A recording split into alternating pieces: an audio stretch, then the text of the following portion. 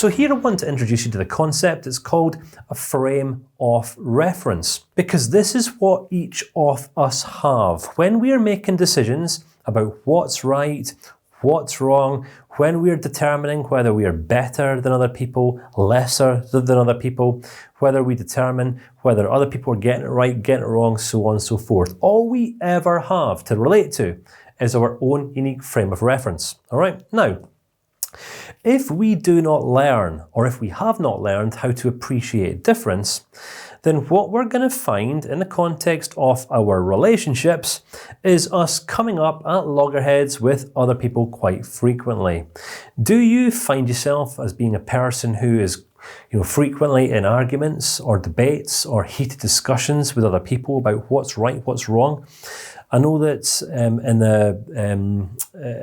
in advanced learning institutions and establishments, young people today all around the world are taught how to debate.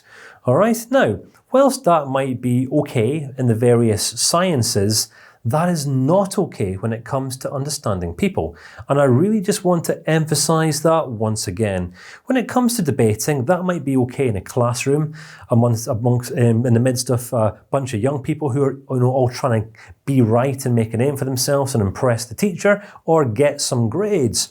But when it comes to winning friends and influencing people, if we do not know, or if we have not learned how to respect and unconditionally accept another person's frame of reference, then my friend, you have not yet learned how to unconditionally accept people, because people are their frame of reference, all right? It's the meanings that we've derived from our entire set of life experiences, our full history up until now. So here's the thing. Think about any hurts that you have in your life. Do you have any wounds? I'm not talking about, cuts on your arm. I'm talking about wounds that are a little bit deeper. Do you have any hurts, perhaps any rejections? How's your relationship with your parents, all right? Your mom, your dad, did you have strong, loving, nurturing relationships? Was dad just there? Every day you woke up in the morning, dad was just there, happy to see you. Have you, ever experienced dad saying some words along the lines of, son, daughter, I'm just so proud of you? Or are those some words that you're still waiting and longing to hear? How about your past history? If you were to literally draw one sense of meaning, one conclusion from everything that your life has told you about who you are up until now, what does your life experience tell you about you? Is your life being plagued and riddled with failures or successes? Do you just have this Midas touch where everything you touch just seems to turn to gold? Or does everything you touch just seem to fall apart and you just don't know why? What meanings have you drawn from your life events? What is your frame of reference? How do you define yourself? What about your relationships? Are you one of those fortunate ones that just has a close community of really tight friends, people that you can go to? It might be the case that your friends, your social circle are closer to you, kind of more like family than your actual family. Perhaps you feel let down by your mum or your dad in some ways, perhaps your siblings, your brothers, your sisters, and you've developed this close-knit friendship, and they have become your brothers from other mothers and sisters from other misters. And if so, that is perfectly common. I find myself in this place also. But what about your culture? How have you been influenced by culture over the years? Since the day you were born, it might be the case that you've remained in one place your entire life up until now, and you've never really experienced anything else. You don't really know how to relate to other people from different ethnic backgrounds or of different races or from different sets of religious beliefs or cultural norms or habits or practices. How well do you relate to difference? And how well you relate to difference is going to be determined by how much experience you've had relating to difference. If you've been in one place all your life and you haven't experienced much difference, then you're most likely going to find relating to difference much harder than people like myself, who literally loves difference. Keep me in the same place for more than a couple of weeks and I get bored. All right, that's it. I can't wait for change. Change for me is friend, not foe. But I do appreciate it's not like this for other people.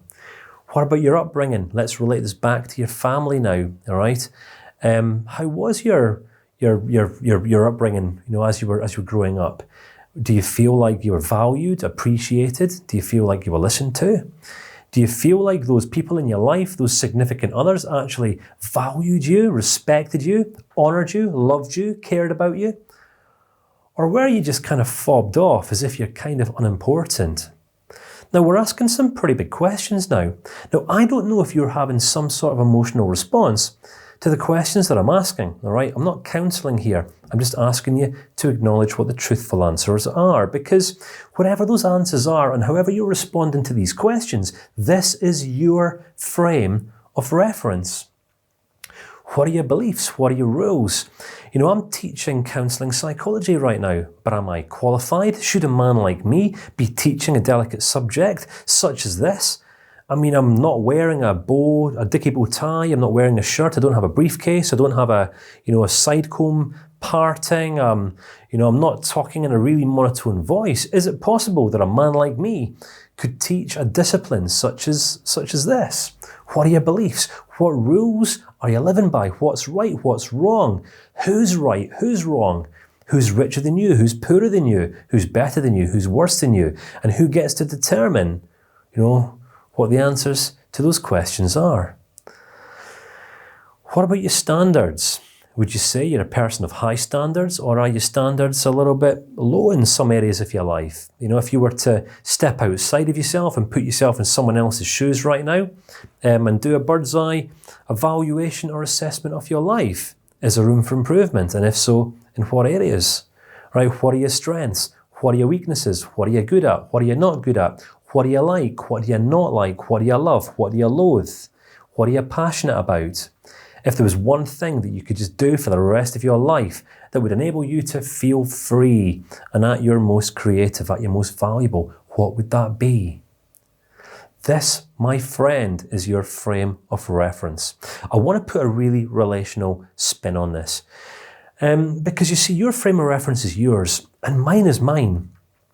If I was to simply respond to all those questions that I've just asked you and give answers as you're giving answers, there's high probability that the answers that I give are going to be completely contrasting with yours. Now, if we are not used and if we've not been conditioned to appreciate difference in life, then sometimes we can fall into the trap of assuming that the way that we see things is just the way that we are. Our way of seeing things is the one right way. Let's just look at some of the controversy that's going on in the world today. Let's look at the Americas. The newly elected president suggested that he wanted to build a wall to keep out a certain group of people. There has been times in the last 12 months or so that the airports have been blocked and closed to people of certain religions, of certain skin colours who live in certain cultures. Is this right? Is this wrong? Who determines whether this is right or wrong? All right, it's very, very easy to assign a generalized assumption over a mass group of people. All right, say for example, you have a couple of extreme terrorists of a certain skin color, that have long bushy beards that come from a certain country, and then they come to your country and they blow up a building. All right, now, what's a generalized assumption we could make? That all people of this skin colour are bad, all people that have long, unshaven beards are bad, something like that.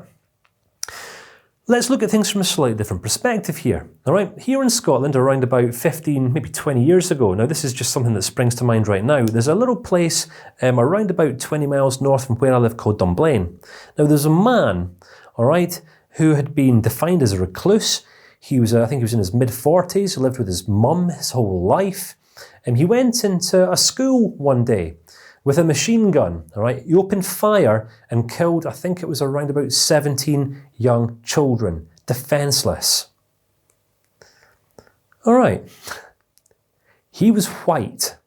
He was Scottish.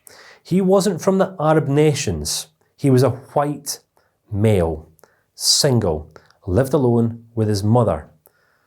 That's pretty extreme behaviour too. Do we place a man like that in the same category as someone from a different nation who has a long beard, who straps some explosives to his chest or her chest and walk into an arena with a bunch of young girls and boys who are watching an Ariana Grande concert? How is it that we determine what's right and what's wrong, and who are we to judge? Who are you to judge? Now, the reason I ask these questions is hopefully to help you relate better to yourself, to break yourself free from the natural prejudices that culture has installed in you. And the reason why this is important is because when it comes to learning in life, we have conscious learning and then we have unconscious learning. This video is just about helping you understand frame of reference, all right? Let's see if we can begin to develop a greater sense of appreciation for those other people in our lives. Just simply acknowledging that yes, whilst we have our own hurts, our own history, we have our relationship experiences, the pluses, the minuses, the positives, the negatives that we've drawn from all this, everything that we've unconsciously learned and absorbed through our culture. We've got our upbringing, the stories, the meanings that we've assigned onto our life's events. We now have our beliefs, the rules that we live by, what's right and what's wrong, which set the standards that we live our lives by. It is not our responsibility as counselling practitioners or as human beings to impose our standards upon anyone else, because it's the first way and one of the most effective ways in which we lose friends and alienate ourselves. Why? Because everyone else is just working with exactly the same stuff. The second that you or I bring another person's frame of reference under attack, be it their beliefs, be it their standards, be it their habits, their attitudes, what they eat, how they dress, whether they have long bushy beards or whether they don't is by the by. We're not talking about what's right or what's wrong here. We're not looking to justify or condemn a person's actions or behaviours, but rather just simply focus and understand and better appreciate that all of this is going on inside of every single person. So as human beings, yes, we can judge, we can pull out the wizard finger and go tut tut tut, and we can have our opinions and make our justifications as to why we are right, while our way is the right way, and why their way is the wrong way. But that's never going to allow you to understand people. So this is frame of reference. It's not so much a practical learning that you want to go away and study further. It's just more something, an idea to acknowledge rather than anything else. You have the frame of reference when you're responding to other people or emotionally reacting to other people, what they say or what they do. It's not because you're a rational or a reasonable or an unreasonable person. It's because of the frame of reference that underpins your every response. And what's true for you and what's true for me is true for every other person in the world.